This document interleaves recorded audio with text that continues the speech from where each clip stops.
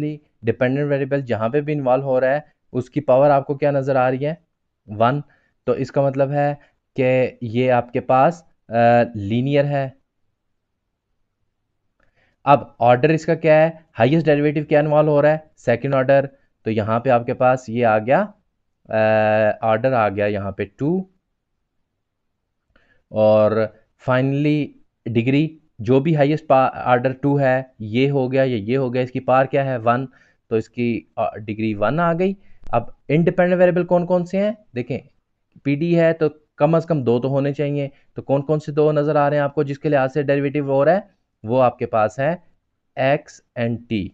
और dependent variable वो एक भी हो सकता है, देखें बेशक ओडीई हो या पीडीई हो, डिपेंडेंट वेरिएबल कंडीशन कोई नहीं होती कि वो एक होना चाहिए 2 होना चाहिए, वो जितने मर्जी हो, एक भी हो सकता है 2 भी हो सकते हैं। लेकिन आपके पास ये जो इंडिपेंडेंट वेरिएबल है पीडी के अंदर वो 2 या 2 से ज्यादा, जबकि डिपेंडेंट वेरिएबल आपके पास, जी डिपेंडेंट वेरिएबल आपके पास जो है वो एक या एक से ज़्यादा हो सकते हैं, इंडिपेंडेंट वेरिएबल 2 या 2 से ज़्यादा। तो यहाँ पे independent variable x and T है और डिपेंडेंट वेरिएबल क्या है, यू ओनली। ठीक है, तो इस प्रैक्टिस से आपको बहुत आसानी से पता चल गया होगा कि लीनियर और नॉन लीनियर में फ़र्क क्या है। ठीक है, हम आगे चलते हैं और बात करते हैं solution of a differential equation की। देखें that is very important. A solution of a differential equation which contain as many arbitrary constants as the order of a differential equation, and that is called a general solution. General solution या हम इसको जो integral, general solution को integral भी बोलते हैं, यानी y integral solution. Integral solution actually इस वजह से हम बोलते हैं कि इसके अंदर अगर आप नोट करें तो आर्बिट्री कांस्टेंट इन्वॉल्व हो रहे होंगे। ठीक है, आर्बिट्री कांस्टेंट का मतलब क्या, आर्बिट्री कांस्टेंट कैसे आते हैं, ऑब्वियसली हम इंटीग्रेशन लेते हैं किसी चीज़ की। मिसाल के तौर पे ये आपके सामने एक डिफरेंशियल इक्वेशन दी गई है, ठीक है, तो d y by d x is equal to 3, इसमें से मुझे सोल्यूशन चाहिए। तो सोल्यूशन क्या होता है एक्चुअली, सोल्यूशन को अगर हम अलग से एक चीज डिस्कस कर लें कि अगर हम बात करते हैं अलजेब्रिक इक्वेशन से स्टार्ट करते हैं ना, हम बात करते हैं x plus 2 is equal to 0, ये अलजेब्रिक इक्वेशन है। इस अलजेब्रिक इक्वेशन का सोल्यूशन क्या है, इस अलजेब्रिक इक्वेशन का सोल्यूशन ये है कि x यानी जो वेरिएबल इन्वॉल्व हो रहा है उसकी वो वैल्यू, x जो वेरिएबल इन्वॉल्व हो रहा है इसकी वो वैल्यू जो कि इस इक्वेशन को आइडेंटिकली सेटिस्फाई करे, वो इसका सॉल्यूशन होगा। मसलन x की वैल्यू इस यहां पे x प्लस 2 के केस में मैं सब्स्टिट्यूट कर रहा हूं कि x is equal to -2 is a solution of 1, और 1 कौन सी इक्वेशन है, ये इक्वेशन है। तो अब अगर मैं x इज इक्वल टू -2 इस इक्वेशन में सब्स्टिट्यूट कर तो क्या होगा, -2 plus 2 which is equal to 0। ठीक है, तो ये आपके पास जो है वो आइडेंटिकली सेटिस्फाई हो रहा है कि आपके पास जो डिफरेंशियल इक्वेशन है वो सॉल्यूशन है। ठीक हो गया। अच्छा, अब यहाँ जब हम डिफरेंशियल इक्वेशन की बात करेंगे तो डिफरेंशियल इक्वेशन के सॉल्यूशन का क्या मतलब हुआ कि इसके अंदर जो डिपेंडेंट वेरिएबल की वैल्यू होगी in term of independent variable जो इस डिफरेंशियल इक्वेशन को आइडेंटिकली सेटिस्फाई करे। आइडेंटिकली सेटिस्फाई मतलब left hand side is equal to right hand side कर दे। तो अब हम अगर इस जो हमने d y by d x लिया है इसका अगर हम सोल्यूशन लेंगे तो कैसे, यानी y को हमने फाइंड आउट करना है ना, तो कैसे करेंगे, इंटीग्रेशन लेंगे, यानी कि इंटीग्रेशन किसके लिहाज से लेंगे, विद रिस्पेक्ट टू x के, यानी d y by d x into d x is equal to integration of 3 into d x. तो यहाँ से हमें क्या मिलेगा, d y by d x का integral with respect to x क्या होगा y, और 3 का 3x, और जब भी हम इंटीग्रेशन साइन खत्म करते हैं तो एक कांस्टेंट c आता है कि नहीं आता, तो देखें आपके पास एक कांस्टेंट आया, ये कब की बात है, जब आपके पास ये फर्स्ट ऑर्डर थी। अब इसी को यही डिफरेंशियल इक्वेशन लेते हैं जी। ज़रा हम बात करते हैं कि आपके पास d square y over d x square है is equal to 4। Let's suppose ये इक्वेशन मैंने ली, ठीक है। अब इसका एक दफ़ा इंटीग्रेशन मैंने ली तो d square y over d x square की जब मैं एक दफ़ा इंटीग्रेशन लूँगा 4 इंटू डी एक्स, तो ये आ जाएगा, एक डेरिवेटिव ख़त्म होगा ना, तो d y by d x तो सर्वाइव करेगा, ठीक है। और राइट साइड पे आएगा 4x प्लस C1। अब C1 मैंने क्यों किया, क्योंकि यहाँ पे अगली दफ़ा दोबारा मैंने इंटीग्रेशन लेनी है, तो जब मैं इंटीग्रेशन दोबारा लूँगा तो ज़ाहिर बात है एक और कांस्टेंट आएगा।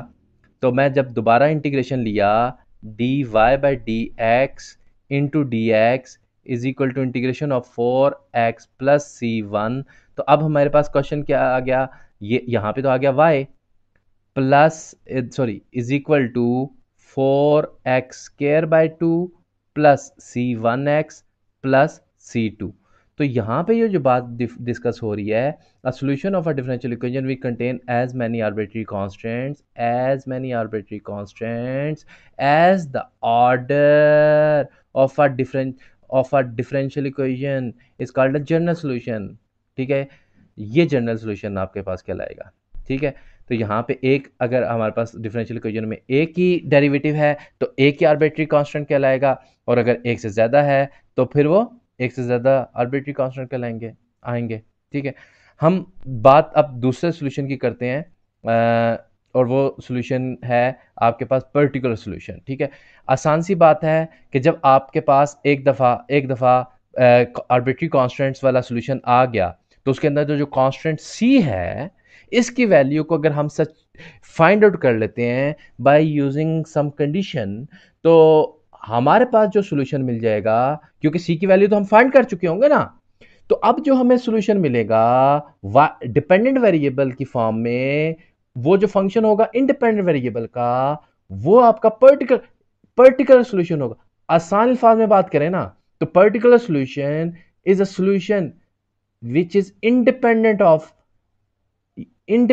arbitrary constant but deduced from a complementary solution, या जो इंटेग्रल सॉल्यूशन है आएगा उसी से। लेकिन वो कैसे आएगा, जब हमारे पास किसी भी डिफरेंशियल इक्वेशन में सिर्फ डिफरेंशियल इक्वेशन नहीं गिवन होगी, बल्कि ये भी गिवन होगा कि इस पे इनिशियल कंडीशन क्या है।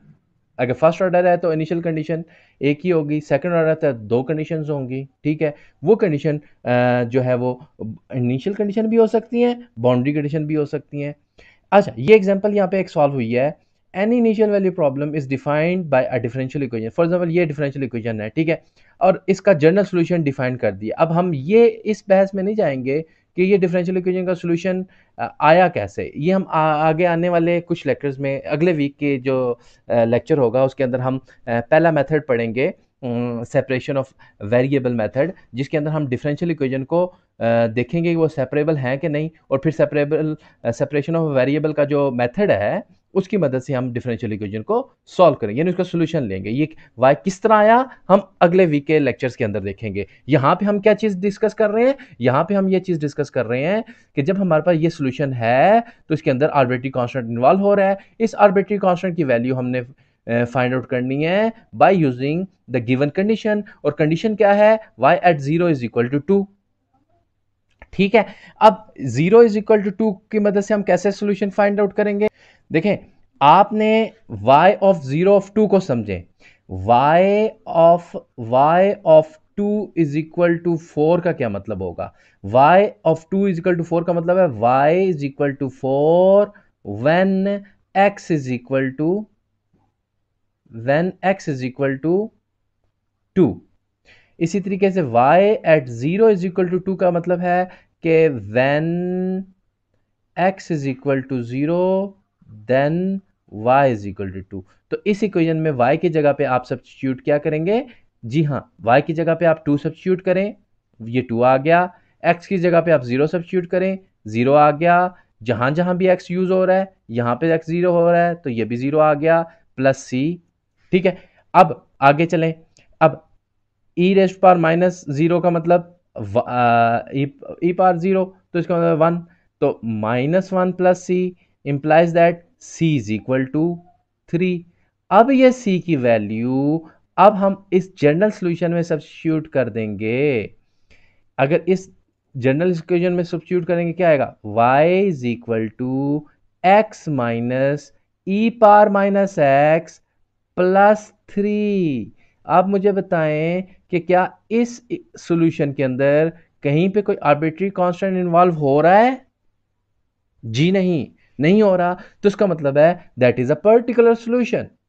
ठीक है, तो पर्टिकुलर सॉल्यूशन जो होगा वो इंडिपेंडेंट, यानी कि उसके अंदर आपके पास कोई भी आर्बिट्री कांस्टेंट, जैसे पिछले हमने एग्जांपल में देखा C1 और फिर हमने C2 देखा, वो नहीं आएगा।